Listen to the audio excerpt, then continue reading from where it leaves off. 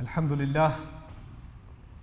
لله خالق الوجود من العدم وجاعل النور من الظلم ومخرج الصبر من الألم وملقي التوبة على الندم فنشكره على المصائب كما نشكره على النعم ونصلي على رسوله الأكرم ذي الشرف الأشم والنور الأتم والكتاب المحكم وكمال النبيين والخاتم سيد ولد آدم الذي بشر به عيسى بن مريم ودعا لبعثته إبراهيم عليه السلام حين كان يرفع قواعد بيت الله المحرم فصلى الله عليه وسلم وعلى أتباعه خير الأمم الذين بارك الله بهم كافة الناس العرب منهم والعجم فالحمد لله الذي أنزل على عبده الكتاب ولم يجعل له عوجا والحمد لله الذي لم يتخذ ولدا ولم يكن له شريك في الملك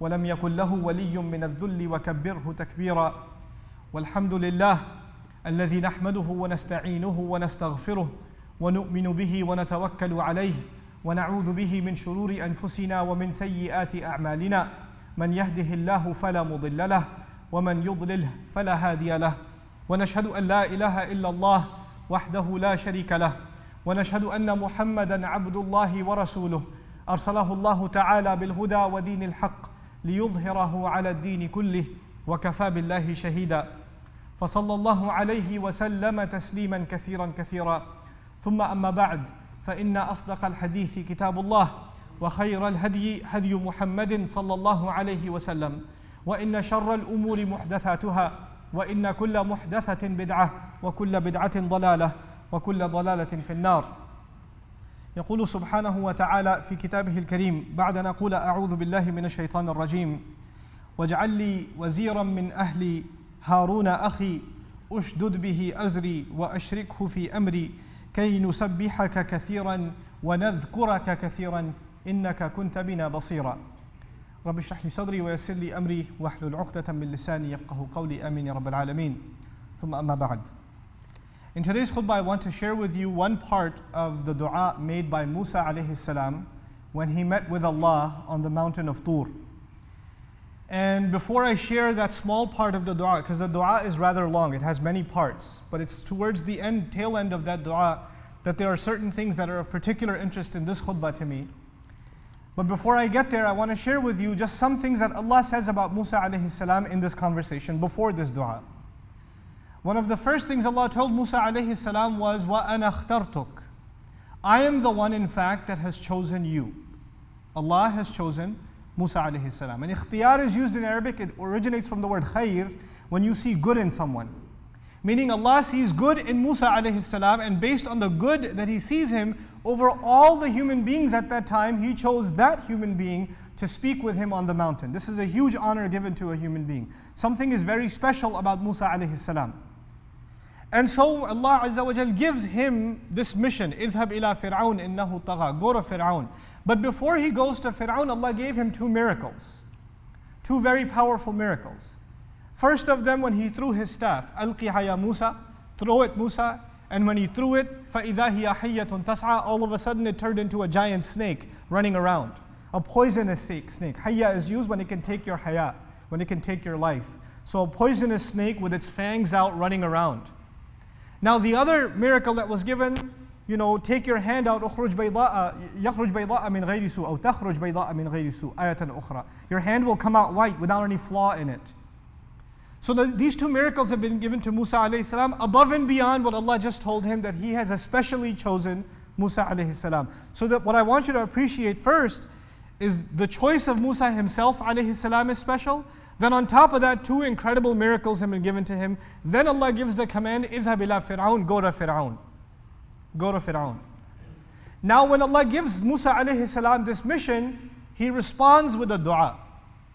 So what we're learning before we even read the du'as themselves is that when you and I have a responsibility, and Allah has given us a responsibility, the first order of business for you and me is dua. The first thing we do in order to fulfill any commandment of Allah is dua. Allah has given you and me many responsibilities. Responsibilities of worship towards Him, also responsibilities in our own families, responsibilities at work. All human beings carry a lot of mas'uliyah, a lot of responsibility. And every one of them is supposed to be coupled with dua. But when he makes dua, what does he ask for? رَبِّ اشْرَحْ لِي صَدْرِي وَيَسِّرْ لِي أَمْرِي وَاحْلُلْ عُقْدَةً مِّن لِسَانِي يَفْقَهُ قَوْلِي. This is the part of the dua that I'm not explaining to you today, but I'll go through it briefly. He asks Allah to open up his chest. By the way, he's only going to ask things that help him, because he has a job to do, and anything that gets in his way of doing his job, he's going to ask for. So he recognizes that sometimes he becomes frustrated, which means يَضِيقُ صَدْرِي, my chest becomes tight. This is mentioned in Surah Al-Shu'ara. Now he's telling us, Ya Allah, just open up my chest. لِيَلَّا يَضِيقَ صَدْرِي. So he says, رَبِّ اشْرَحْ لِي صَدْرِي, open up my chest. وَيَسِّرْ لِي, وَيَسِّرْ لِي أَمْرِي. Make my task, make my mission easy for me. It cannot be easy to go talk to Fir'aun. That must be an impossible mission. Only you can make that easy. وَاحْلُلْ عُقْدَةً مِّن لِسَانِي. Open up the knot in my tongue. Untie the knot in my tongue. What that means is give me clarity in speech. Give me clarity in speech. Which suggests that maybe Musa alayhi salam was not the best speaker. So he recognized in and of himself that there is a problem with the way he speaks. Some Mufassirun call it a stutter that he used to have. That he used to get caught up and tongue-tied when he used to speak. And for people who have a stutter, when they get frustrated, which has already been mentioned, when they get frustrated, their stutter gets worse. It's even harder for them to communicate. So he's saying, وَاحْلُلْ عُقْدَةً مِّن لِسَانِي يَفْقَهُ قَوْلِي, so they can clearly understand what I say. Now this is about himself. But what's remarkable here is he doesn't stop here. He says, وَاجْعَلْ لِي وَزِيرًا مِّنْ أَهْلِي. And put in place for me a wazir. Now wazir in the Arabic language comes from the word wizr. Wizr is a heavy burden that you can only lift if you have a strong back. Azr and wizr are related, that's your back. So a load that you carry that almost puts pressure on your back, that's called a wizr. Now he says, give me a wazir, by the way, is someone who helps you carry a heavy load. Like if you've ever moved furniture and this shelf is too big to lift or this table is too heavy and somebody else helps him lift it and they're carrying it over their shoulder, this is called a wazir, somebody who's helping you carry a load that would have broken your back otherwise. That's a wazir. From it you get the idea of a minister or an assistant or anything else. What he is letting, and this is by the way interesting in the language of Musa alayhi salam, because on a number of occasions he refers to his back. When he was standing on his own, and when he had run away from Egypt and he was sitting under the shade of the tree, he said, Rabbi inni lima anzalta ilayya min khairin faqir. Master, whatever good you send my way, well, my back is broken. Faqir in Arabic, faqr is for the back to be broken because it's overwhelmed by burdens. That's the literal meaning of the word faqir. And now he says, on my own, I cannot carry this mission. Please understand, in the beginning of this passage, Allah told him that He has especially chosen Musa alayhi salam for the good that He sees in him. Then He has given him miracles that He has not given to anybody else. And yet Musa alayhi salam is turning around and saying, I can't do this on my own. I need some backup, literally backup, from my own family. And then he mentions Harun alayhi salam by name, Haruna akhi. Harun, my brother. The quality of the leadership of Musa alayhi salam. By the way, Musa alayhi salam is the example given in the Quran over and over and over again of leadership. His leadership qualities are highlighted more than anything else in the Quran. And as a leader, when he is given this enormous responsibility, his first dua was about his own personal shortcomings. I get frustrated, my tongue doesn't move, give me clarity, make this easy for me, don't let me get overwhelmed by this task. And then he realizes on his own, he will not be able to do this, he will need help, and he recommends his own brother, Haruna akhi, by name.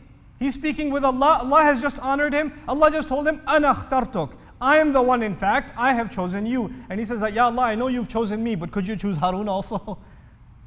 Haruna akhi. And then he justifies it, he starts explaining himself, and he says, Ushdud bihi azri. He is going to reinforce my back. Coming back to the back again. He's going to reinforce my back. Ushdud bihi azri. The word shidda in Arabic is used for reinforcement or making something strong. And the idea of supporting someone's back, again, understand the imagery. Quran is full of imagery. If the enemy is attacking you and you're defending and you're holding your shield, you're falling back. And if you don't have somebody to hold you up, you will fall. So when you're on defense, then you need somebody to cover your back. You see, because you're falling on your back. When you're on offense, you're leaning forward. So you don't need somebody behind you. When do you need someone behind you? When you're on defense. Allah just told him he has to go talk to Fir'aun. So obviously Musa alayhi salam is getting ready for, he just dealt with one snake on top of the mountain, now he has to deal with a real snake inside the castle of Fir'aun, with Fir'aun himself. And he knows he's going to be under attack. And when he's under attack, he's going to need backup for defense. So he asks for defense through Harun alayhi salam. Ushdud bihi azri, reinforce by means of Harun, reinforce my back for me. Give me backup. Wa ashrikhu fi amri, and make him a partner in my mission. Make him a partner in my mission. It's remarkable. On the one hand, Musa alayhi salam admits that he doesn't have the clearest speech. Ya Allah, give me clarity in speech. وَاحْلُلْ عُقْدَةً مِّن لِسَانِي يَفْقَهُ قَوْلِي. If the uqda in his tongue is not untied, maybe people won't understand what he's saying. In another place in the Quran, when he talks about Harun alayhi salam, he says, هُوَ أَفْصَحُ مِنِّي لِسَانًا فَأَرْسِلْهُ مَعِيَ رِدْءًا يُصَدِّقُنِي. He is better than I am when it comes to speaking. He is much clearer in speech than I am. By the way, Musa alayhi salam has not seen Harun alayhi salam for years. At least 10 years since he ran away from Egypt. So he has a memory of his brother and he remembers the good qualities of his brother 10 years later and uses them and says, Ya Allah, I still trust my brother. Give him the responsibility. Make him a partner in my mission, because if my tongue fails, then at least he's there. He can speak clearly. He's a good speaker. To highlight the qualities of people around you, that's real leadership.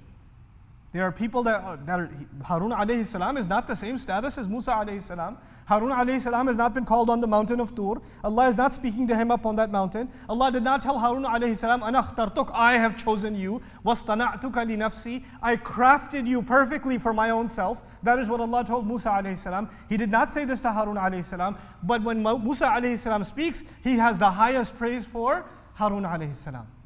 That's leadership. To understand the people around you and what their good qualities are, and that you cannot do everything yourself. There are other people, they have other talents that you don't have. He speaks far better than I do. Huwa afsahu minni lisanan. As a matter of fact, when you study the interaction between Musa and Harun alayhi salam in the Quran, much later on, further later on, when their relationship is far more developed, when Musa alayhi salam left Harun alayhi salam behind to go speak with Allah, and they ended up worshipping the calf. When he comes back, he's angry at Harun alayhi salam. Now when he came to Allah, he spoke in favor of Harun. But when he comes back, he's angry at Harun alayhi salam. In other words, he's not going to speak ill of Harun alayhi salam to Allah, only to him. When it comes to dua before Allah, he speaks only good things of Harun alayhi salam. You know? So now we know that Musa alayhi salam needs Harun alayhi salam. He needs him for this mission. He will reinforce his back. He will give him calm. When Musa alayhi salam gets angry, then Harun alayhi salam will calm him down. When he's at a loss of words, Harun alayhi salam can pick up where he left off. But now we're learning that Musa alayhi salam goes further and explains, why do I need him? Why do I need Harun? He doesn't just say he'll reinforce my back. Ushdud bihi azri, reinforce my back with him, give me more backup with him. Wa ashrikhu fi amri, and make him a partner in my mission. But in addition, he says, this is where it gets really remarkable. Wallahi, it's incredible. كَيْ نُسَبِّحَكَ كَثِيرًا. So together, both of us can declare how perfect you are, Allah. We can do your tasbeeh. Tasbeeh is to declare that Allah is perfect. Subhanahu wa ta'ala, what it means, subhanallah, means Allah is above anything you say that is imperfect. He's above that. So the perfection of Allah is declared when we say subhanallah. So now Musa alayhi salam is saying, I need Harun to do tasbeeh of you. To do tasbeeh of Allah, which is strange. Why does Musa alayhi salam need Harun alayhi salam to declare the perfection of Allah? Please try to understand this very powerful lesson in Surah Taha. It's remarkable. Every human being has some flaws. Every human being. And even a great messenger of Allah who has been chosen by Allah. And Allah says, everything about you is exactly as I wanted. وَاصْطَنَعْتُكَ لِنَفْسِي. Even He says, I have some issues. I have frustration. I have a tongue that gets tied. I need some backup. I can't do this on my own. Even He says that. You know what? We need people around us that fill in our gaps. If I have an anger problem, I need someone in my family that can calm me down. Maybe that's, husband and wife are sometimes very different personalities. But that's maybe, and if you had the same exact personality, there will be destruction in the household. If both of you are soft and indecisive, nothing gets done. If both of you are extremely hard-headed, nothing gets done. There needs to be a complement. In all of our relationships, there needs to be a complement. So now Musa alayhi salam is recognizing that even in the work of Allah's deen, even in the mission given to him by Allah, he cannot be perfect. And he needs someone there to remind him that he's not perfect. And when you remember, this is the part to remember now, when you remind yourself that you are not perfect, then you truly appreciate that only Allah is perfect. The tasbeeh of Allah only really becomes something living for you. What is real tasbeeh of Allah? Is not just to say subhanallah, but is to admit my own imperfection. I am not perfect. My job will be to remind Harun that he's not perfect, and his job will be to help me, which will remind me that I'm not perfect. I need him and he needs me. We need each other. And the fact that we have needs of each other means we're not perfect. The only one who doesn't have need is Allah. So when you and I start thinking that we can do everything ourselves, that we don't need any help, whatever project you're doing, sometimes people are volunteering at a masjid, sometimes they're helping out at a school, sometimes you're starting your business or you're making a decision in your family, and you think to yourself, I don't need anybody's help. I can do everything myself. Nobody else will do it right. It is almost as though you have in your head that you're beyond flaw, that there are no gaps that you have that other people can fill. That's what's being reminded to you and me in كَيْ نُسَبِّحَكَ كَثِيرًا. So we can do tasbeeh of you, our Rabb, together. This is also an important reminder for you and me that in the work of this deen, whatever work you do in this deen, and when we work together as Muslims and do any projects, then there will be times that you will be criticized by me or I will be criticized by you. Maybe what I do isn't perfect, maybe what I said isn't perfect, maybe I could have said something better and somebody comes and criticizes me. Maybe after this khutbah is done, somebody comes to me, brother, this one thing you said, I didn't like it at all. I think you're incorrect. And he corrects me. Now what should be my reaction? Oh yeah? Well, do you want to give khutbah? You want to do that instead? Are you on YouTube? Huh? That's supposed to be a reminder that I'm not perfect. And I'm supposed to take the best of what criticism comes and try to better myself. That's what I'm supposed to do. And I'm supposed to be grateful to the other because he gave me an opportunity to remember not my imperfection, but the perfection of Allah. This is not about you, it's not about me, it's about Allah. But Musa alayhi salam, in his wisdom, he doesn't stop there. He doesn't just say, كَيْ نُسَبِّحَكَ كَثِيرًا. He says, وَنَذْكُرَكَ كَثِيرًا. So that we remember you a lot. We remember you a lot. What is the mission that is given to Musa alayhi salam? The mission is go talk to Fir'aun. That mission is not easy. You have to first of all get into Egypt where all the cops are looking for you. Then you have to make it all the way to the most secure building in Egypt. Then you have to get through that secure building. Then you have to talk to Fir'aun directly. That's what you need. And for all of this mission, he says, the only thing I really need to do with my brother is tasbeeh of you and your dhikr. We need to remember you. Because so long as we remember you, you will remember us. You know, Allah gave us a principle in the Quran, فَاذْكُرُونِي أَذْكُرْكُمْ. Remember me, I'll remember you. So if I and my brother keep remembering you, then you will not forget us on the streets of Egypt. And you will protect us constantly until this mission is done.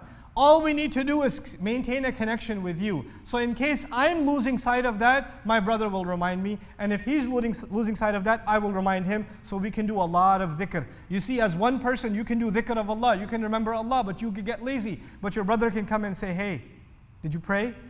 Did you make dua? Did you recite Quran? And he can add to your dhikr. So we're going to help each other do real dhikr of Allah. What we're learning is without the dhikr of Allah, nothing gets accomplished. And even the most impossible missions of going and challenging the mightiest ruler of his time, whose examples are still given today in political science classes, to challenge him without a single weapon in your hand, to challenge him with nothing more than the dhikr of Allah is possible. When you have the dhikr of Allah on your side and the tasbeeh of Allah on your side, then that's more than anything else you need. This is why remarkably in Surah Al-Shu'ara, when Musa alayhi salam is going to challenge Fir'aun, Allah tells him, إِنَّا مَعَكُمْ مُسْتَمِعُونَ. We're going to be with you listening. You could just say, إِنَّا مُسْتَمِعُونَ. We're going to be listening. But Allah added ma'akum. His ma'iyya is going to be with Musa alayhi salam. His support is going to be with Musa alayhi salam. He's not going to be alone inside the castle challenging Fir'aun. That's not going to be the case. The takeaway lessons, the reason I wanted to share this with you is that, in the building of a masjid, in the running of a school, in the doing of any work of this deen, whether you're involved in any kind of Islamic work or you're not involved, sometimes we have the attitude that perhaps if we had the money, then we would have a better image in the media. Or if we had political power, maybe we would be in a better position. If we had some other material thing or another, then perhaps we would be able to challenge or face the challenges of our time. If we had some more aspects of dunya, then perhaps we'd be better off. The question to be asked is, what dunya did Musa alayhi salam ask for when he was asked to challenge the greatest king of his time? What did he ask? What weapon did he ask for? What cavalry did he ask for? What army did he ask for? What means of mass media did he ask for? By the way, the mass media of the time was controlled by Fir'aun. First of all, he asked that Allah cover his own shortcomings. And then he asked for support from his family that can help him complete this mission. We like to overlook ourselves and think the problem will be solved when we get everything else in our hands. This entire dunya in our hands and everything that's in this dunya all together combined in our hands means nothing if we don't internalize the tasbeeh of Allah and the dhikr of Allah. كَيْ نُسَبِّحَكَ كَثِيرًا وَنَذْكُرَكَ كَثِيرًا. And of course, at the end of it all, the final statement of Musa alayhi salam, it's so beautiful. He says, إِنَّكَ كُنْتَ بِنَا بَصِيرًا. You've been keeping an eye on us all this time. How am I going to worry about whether or not I will be safe while I'm doing your work? Now that I have directly communicated with you, Ya Allah, you have already been taking care of me since my birth. Musa alayhi salam could have died like 5-6 times over in the beginning of his life. When his mother threw him in the basket, he could have died. When she threw the basket in the river, he could have died just by the impact. The basket could have turned over, he could have died. The basket crashed. فَلْيُلْقِهِ الْيَمُّ بِالسَّاحِلِ. When the basket crashed on the bank of the river, he could have died. When he didn't find his mother in time, if he didn't find his mother in time to feed him, he could have died of starvation. There are so many points Musa alayhi salam could have died. He says, you've been watching over me all this time. I don't need to worry about security. I'm not worried about that. I'm just worried that I might forget you. I might not do enough dhikr of you. And so it's so remarkable that in that one conversation, dhikr keeps coming up over and over again. وَلَا تَنِيَا فِي ذِكْرِي أَقِمِ الصَّلَاةَ لِذِكْرِي. Then وَنَذْكُرَكَ كَثِيرًا. In the same conversation with Musa alayhi salam over and over again. And even at the end of this, you know what advice Allah gave to Musa and Harun together alayhi salam? He said, وَلَا تَنِيَا فِي ذِكْرِي. Don't get lazy when it comes to my dhikr. Look at that. The messengers of Allah are being told not to be lazy in dhikr. We think we do enough dhikr. SubhanAllah. They're being told they don't do enough dhikr. إِنَّكَ كُنْتَ بِنَا بَصِيرًا. And so I conclude with Allah's response. How Allah responded to Musa alayhi salam in this beautiful surah is one statement. قَالَ قَدْ أُوتِيتَ سُؤْلَكَ يَا مُوسَى. Everything you asked for is very little and it's already been given to you. So not even su'alak. It's su'l. Su'l is actually this tasghir of the word and it's adl from the word. And what that suggests is that what you asked for is very little. Got it. No big deal. Done. Done. Subhanallah. Meaning we should not think that these du'as are big for us. They're a big problem for Musa alayhi salam. That his tongue doesn't move, that he doesn't have backup, that he gets frustrated. These are big problems. But for Allah, it's nothing. It's nothing. You just have to ask. And you have to ask with the right attitude and you will be given. So we have to internalize the correct attitude of dua in getting things accomplished. At the end of the day, you and I have aspirations. We want to do things in our lives. None of that will get accomplished if we don't have Allah's support. And Allah's support will not come until we develop the right attitude of making dua. May Allah Azza wa Jal make us a people of dua. May Allah Azza wa Jal give us support in our family, like Harun alayhi salam found support in his family. May Allah grant us the rizq of sincere friends, sincere brothers, sincere sisters in our life that are able to correct us and we're able to correct them without anybody's pride being hurt. That when we are corrected and we are given advice, that it increases us in tasbeeh of Allah instead of increasing us in our own anger and our own ego and our own pride. Barakallahu li wa lakum fil Qur'an al-Hakim wa nafa'ani wa iyyakum bil ayat wa dhikr al-Hakim. الحمد لله وكفى والصلاة والسلام على عباده الذين اصطفى خصوصا على أفضلهم وخاتم النبيين محمد الأمين وعلى آله وصحبه أجمعين. يقول الله عز وجل في كتابه الكريم بعد أن أقول أعوذ بالله من الشيطان الرجيم: إن الله وملائكته يصلون على النبي يا أيها الذين آمنوا صلوا عليه وسلموا تسليما. اللهم صل على محمد وعلى آل محمد كما صليت على إبراهيم وعلى آل إبراهيم في العالمين إنك حميد مجيد. اللهم بارك على محمد وعلى آل محمد كما باركت على إبراهيم وعلى آل إبراهيم في العالمين إنك حميد مجيد. عباد الله رحمكم الله، اتقوا الله، إن الله يأمر بالعدل والإحسان وإيتاء ذي القربى وينهى عن الفحشاء والمنكر ولذكر الله أكبر والله يعلم ما تصنعون. أقم الصلاة إن الصلاة كانت على المؤمنين كتابا موقوتا.